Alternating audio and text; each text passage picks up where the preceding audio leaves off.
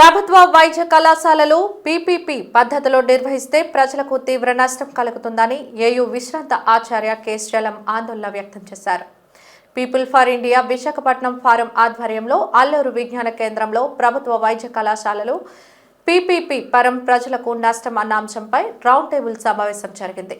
ఈ సమావేశంలో కేశలం మాట్లాడుతూ ప్రభుత్వమే ప్రజలకు విద్యను అందించాల్సిన బాధ్యత ఉందన్నారు.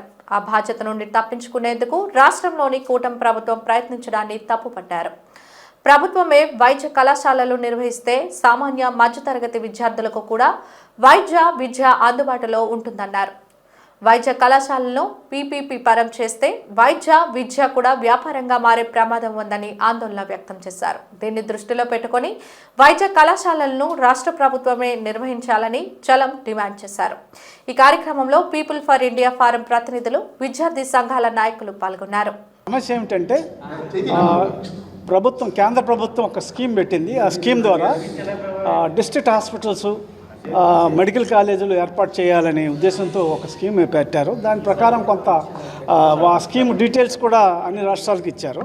ముఖ్యంగా మనం ఇక్కడ ఈ సందర్భంగా మాట్లాడుకోవాల్సింది ఏమిటంటే, దక్షిణాదిలో అతి తక్కువ కాలేజీలు ఉన్న రాష్ట్రం ఆంధ్రప్రదేశ్. ఎక్కువ మంది పిల్లలు ఆంధ్రప్రదేశ్లో ఉండి బయట చదువుకుంటున్నారు. దాని మూలంగా నష్టపోతుంది మన పిల్లలే.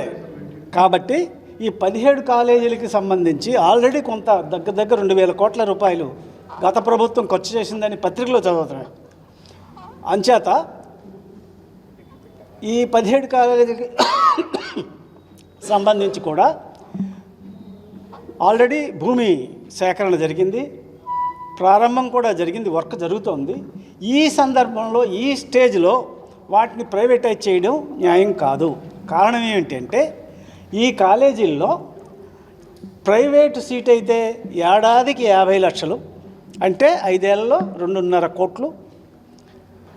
పబ్లిక్ అయితే 20 లక్షలు, అంటే దగ్గర 1 కోటి రూపాయలు వస్తుంది.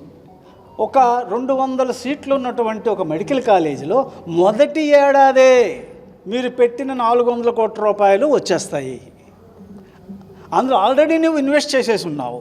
అంచేత ఈ దశలో ప్రభుత్వం కొంచెం ఆలోచన చేసి ప్రజల్ని దృష్టిలో పెట్టుకొని అవి ప్రభుత్వ పరంగానే ఉంచాలి. ఎందుకంటే సగం వరకు అయిపోయినాయి కాబట్టి ఇంకో 5-6 వేల కోట్ల రూపాయలు పెద్ద సమస్య ఏం కాదు. ఒక రాష్ట్ర ప్రభుత్వానికి ఒక అండర్టేకింగ్ ఇస్తే ఎల్ఐసి ఇస్తుంది, లేకపోతే ఇంకా చాలా ఉన్నాయి ఫైనాన్షియల్ ఇచ్చేటటువంటి సంస్థలు. ఏ ఇంట్రెస్ట్లో తీసుకున్నా రీపే చేయగలిగినటువంటి స్తోమత, గుడ్ ఇన్వెస్ట్మెంట్ ఇది.